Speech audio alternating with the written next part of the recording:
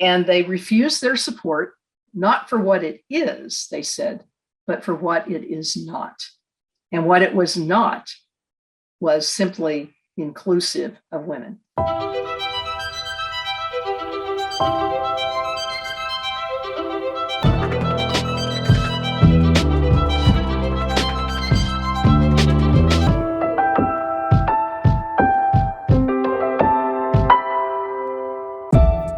This is the statue. If any of you have been to the US Capitol, this is a statue that's in the US Capitol.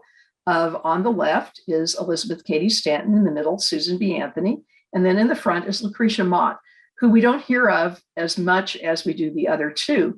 And then there's that piece of the marble in the back, and I like to think that is the ghost of Matilda Gage.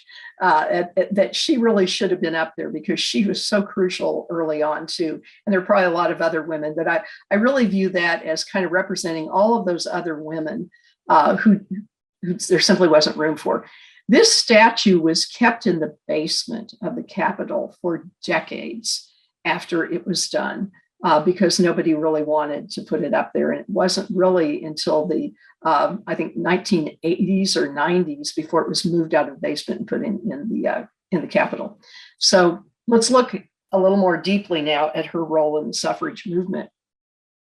Between 1865, the end of the Civil War, and 1872, when she voted, she continued to work for the 13th Amendment, which is the amendment that freed slaves.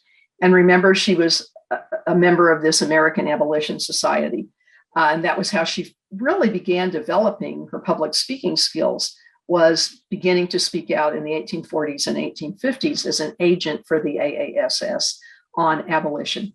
And so she really wanted to work for these freed slaves and to get the 13th Amendment that basically said they had all the rights of citizens, former condition of servitude did not matter, and that they were freed and that they were truly citizens, because they were not considered citizens. And remember, even in the original Constitution, they were only counted as 3/5 of a person for the census. Women were counted fully, but once again, even though they were counted as citizens, didn't have those rights. As they were once again developing the 13th Amendment, the women were saying, okay, we gave up all of our work for 4 years, because during the 4 years of the Civil War, all of the suffrage leaders, women's rights leaders, really stepped back from that issue, and they supported the war effort, which was very, very difficult for Anthony because she was a Quaker. And she had real trouble finding ways to support what was going on. But she and other Quaker women did what they could to aid the soldiers who'd been injured, to take care of the troops. But they really didn't believe war was the answer. So when the Emancipation Proclamation was signed in 1863, they then began advocating for the 13th Amendment, and they wanted it done before the Civil War was over. They wanted it in place so that if the Union did win, as they really believed it was going to, that 13th Amendment was already there. Obviously, it didn't happen until after the war. So this became a very important part. But then the women said, wait a minute, we're looking at this as equal rights, and as we're advocating for the former slaves, we're considering women to be among that group. And we're considering this an equal rights issue, the 13th Amendment, and any other amendments, not just something about slavery. So they realized that this was never going to happen, that the men who had wanted their support during the war for abolition didn't really want to take on women's rights. And part of that was because of temperance. Part of it was because some of the other legal issues that they were going after, labor rights. Just think about where the money comes from for politicians, even back then. Comes from people who have businesses, who have money. And they weren't about ready to try to follow up on some of these women's rights issues that dealt with labor and safety and child labor laws. And so they were separating themselves from the women.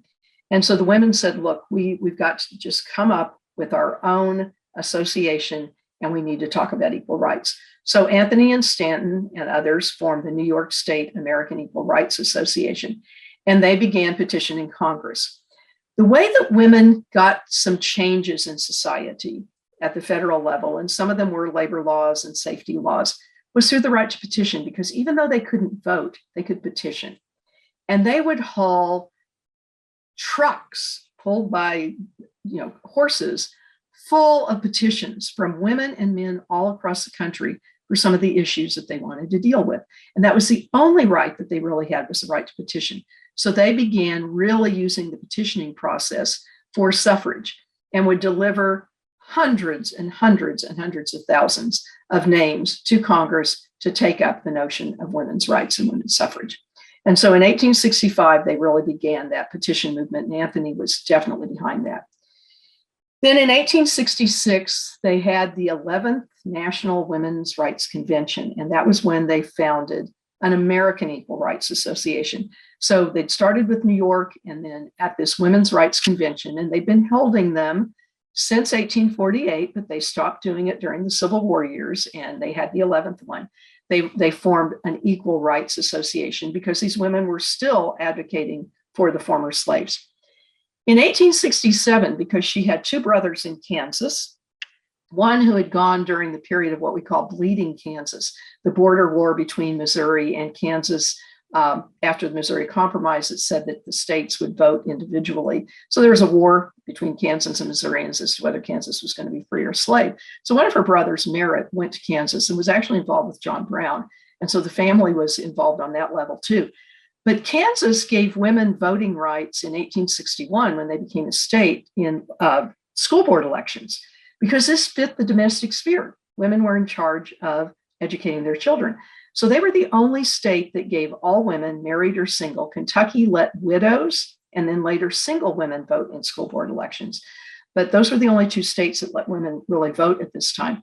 So Kansas was ripe for giving women full voting rights. So in 1867, the Kansas voters considered an amendment that linked full voting rights for former slaves with full voting rights for women. And Susan B. Anthony and then Stanton and a lot of the other suffrage leaders went to Kansas to try to get that into the Kansas Amendment. And if they could get an amendment in one of the newest states in the West, then they really thought the dominoes could start falling. Unfortunately, it failed. And it failed for the reason that the women felt like they had to have their own association for women's rights. Men who supported giving former slaves voting rights and all of the rights of citizenship knew that a lot of people supported that, especially in the North, because they had fought a war over it. But they didn't support the women because of temperance and the labor laws and some of the other things. So they didn't want these two things conflated.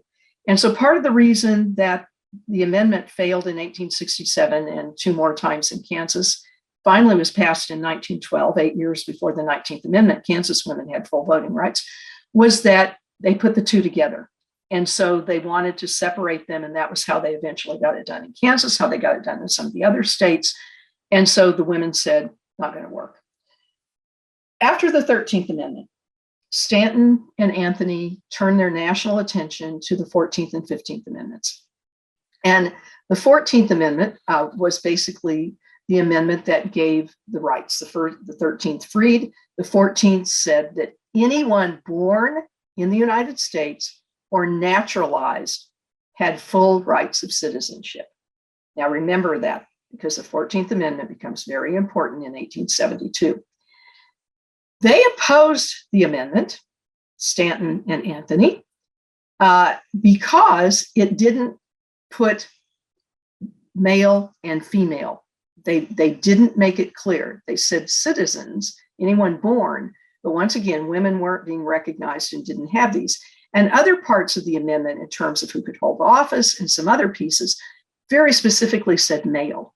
And because they very specifically said male in the 14th, they opposed it. And this was another reason for the split in the women's groups. The women were saying, look, the first part of the 14th Amendment really does include us. So we should support this because once again, it's another step forward. You know, we're the proverbial camel getting its nose in the tent, and the 14th moves us a little closer. But Anthony and Stanton opposed it. And then the 15th Amendment, which I will put up here, was the one that really caused that division among the women in the women's movements. And it says the right of citizens of the United States to vote shall not be denied or abridged by the United States or by any state on account of race, color, or previous condition of servitude. It left out sex.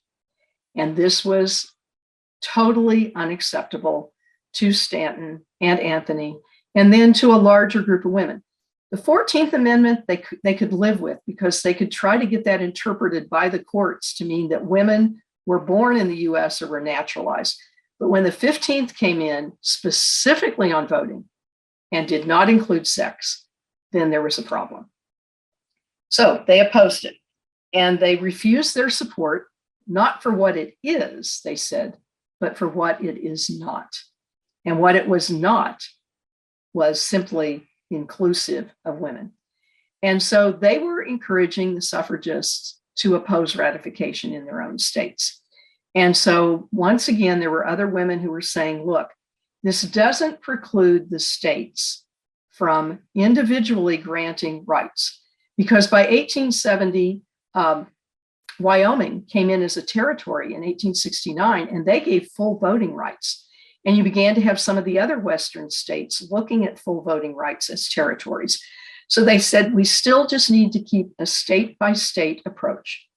And if we do that, we can, the states can make those policies, and the federal government can't do anything about it. So the 15th Amendment is not going to stop us from getting voting rights. It's just how are we going to get them? So Anthony and Stanton were sort of pushed off to the side in 1870 until 1870, until the amendment was actually ratified. And they basically said, if we don't get the whole loaf, we're not going to take part of it. And that was Susan B. Anthony's word, the notion of the whole loaf versus part of it. This also became part of the point at which there was a real racial divide in the movement, because African American women were also clamoring for their rights. They'd been freed. They were considered by the 14th Amendment to be citizens, but because of the 15th, they also weren't being given any rights. So the African American women felt like the women who supported the 15th were sort of pushed off to the side, and that they weren't being advocated for.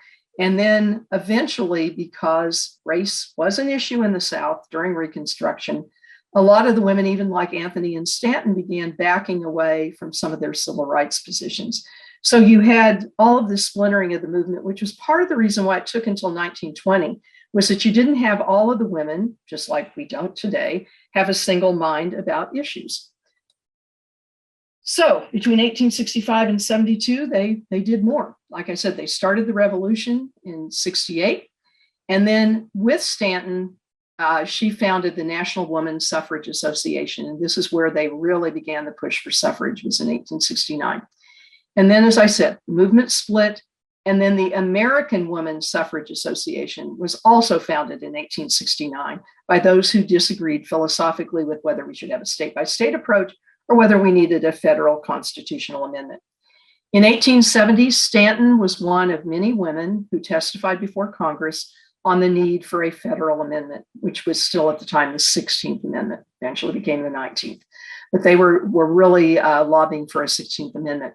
And one of the women who testified, who got an incredible amount of attention, was Victoria Woodhull, who we could do a whole program on her. She's fascinating. But she got most of the attention, unlike Stanton and some of the others, because she was young, very attractive, very flamboyant, was the first woman to own a brokerage firm with her sister in New York, entrepreneur, but also became controversial because she supported free love. And she had had a divorce along the line. So people began to question her morals. But they all testified and tried to make this federal amendment become a reality. Between 1869, when the movement split and you have the NWSA and the AWSA, Anthony really tried to unify the women. In fact, she went to the opposing convention, and they recognized her and honored her. And she tried to do everything she could to bring everybody back into one fold and to have a single association, because she knew this split was simply going to keep this from the federal amendment or even some of the states from getting anything done.